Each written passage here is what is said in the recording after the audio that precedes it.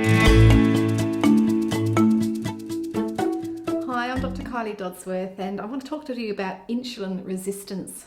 So insulin is a hormone that we make in our body to help us manage our blood sugar levels.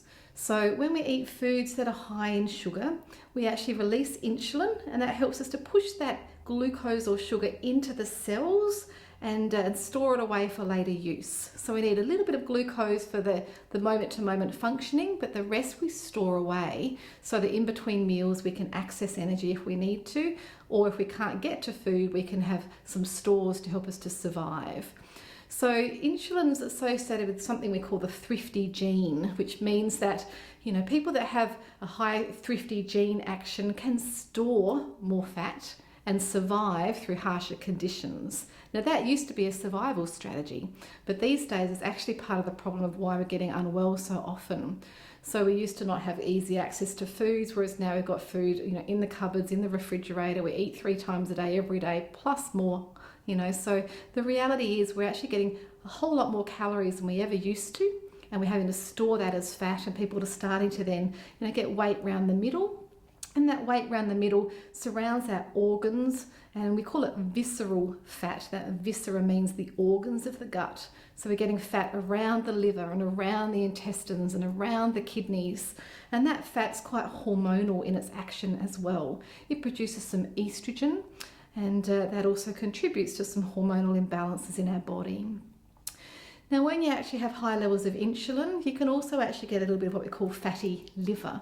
And that causes problems then as far as things like high cholesterol and other issues as well.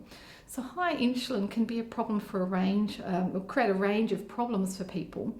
And so we want to be able to really look at lowering that insulin down. Insulin's also quite inflammatory. So when we have high insulin, we can actually create inflammation in the body, and that can include in the walls of the blood vessels, which contributes to that hardening of the arteries, inflammation of the brain, inflammation just in our joints and our tissues. So high insulin is quite pro-inflammatory, so it's really important that we get it down.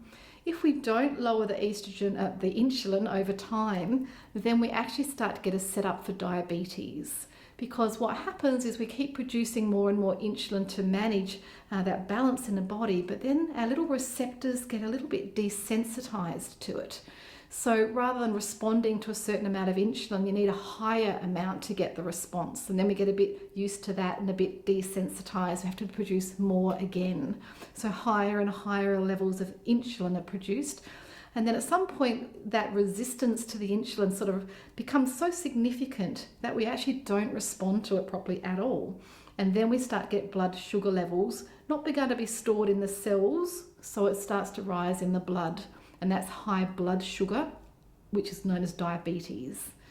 So insulin resistance is what leads on to becoming diabetic with that type 2 diabetes, so that lifestyle-related diabetes.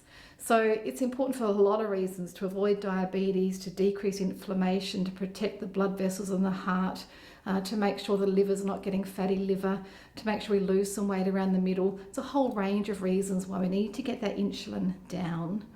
So how do we do that? It's actually about having less calories. So it's being selective about the food that you eat. So you've got lots of good nutrients in the food, not too many calories.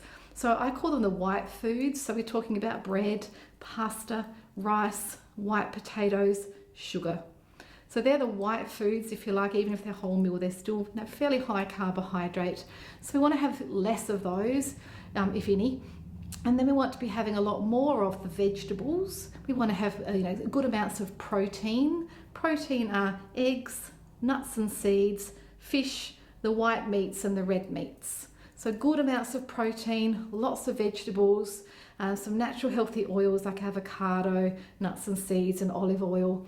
And then we also need to start moving our body, because the other way to really lower insulin resistance is to do what we call some high intensity interval training, HIIT.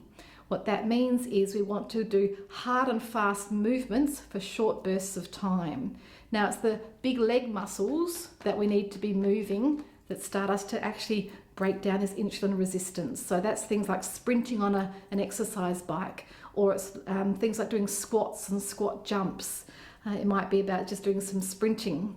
There's a range of exercises we can do that use those big leg muscles in short bursts, 30 seconds, couple of minutes, then have a short break, that's the recovery or the interval, and then we go back to using them again. So a bit of high intensity interval training, lower calories in the food. Alcohol's pretty high calorie too, so make sure you moderate that. Keep the sugars and the white foods down, and then let's see if we can try and get the weight around the middle to shift, so we start to lower the insulin and we can start to look after you and create some better health. So I'm Dr. Kylie Dodsworth. If you want to send me some questions, you can find me at the website below, and I'll see you next time. Bye for now.